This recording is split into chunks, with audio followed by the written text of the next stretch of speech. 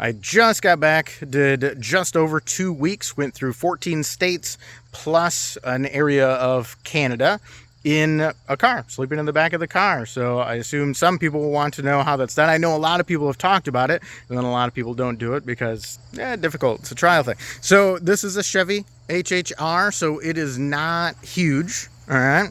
And if we look at, and I literally haven't unloaded it. And so if we look at it, I got, that is like cleaner stuff for shoes and socks. When you get going, there's the hat, papers I collected from driving up Mount Washington, whatnot. This over here is actually a ticket from parking in Montreal because I didn't figure out how to do that correctly. There's the toothbrush, toothpaste. Normally I'd have a bottle of water sitting over there next to that speaker for just washing out my mouth in the morning, in the evening. Picked up this umbrella at a Dollar General because I needed it. I got some pork rinds down there. I got some extra water, carry a case of water down in the front for when I need that. Actually didn't even use this cooler bag.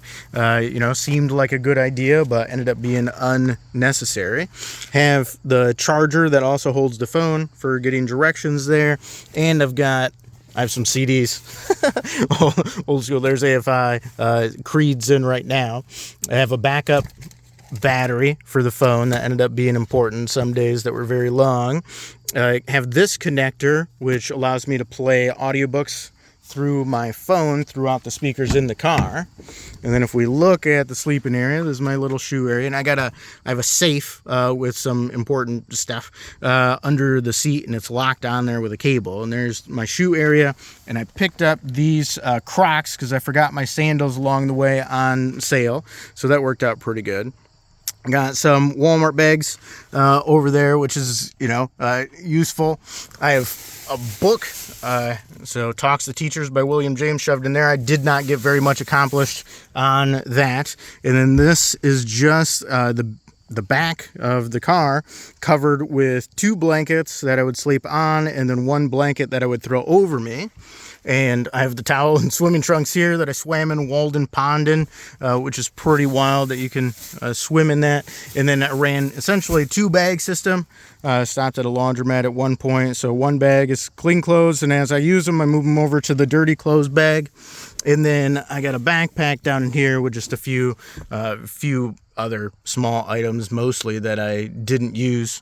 Some headphones in the side of the seat, along with cedar-based bug spray over there, and some various backup stuff in case things went wrong and whatnot. Poncho there that I didn't need to use. But overall, yeah, that's 6. So, and it went pretty well. I had to sleep corner to corner in the back. It's one of the advantages of not being super tall. But it was an awesome trip.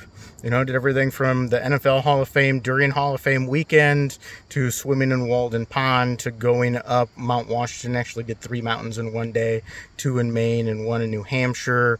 Visited, the houses of Thomas Jefferson and George Washington, James Madison, James Monroe, George Mason, Patrick Henry. Visited Plymouth Rock, just all sorts of stuff. So a lot of fun. The classic American road trip, this time to the east. So I do recommend it.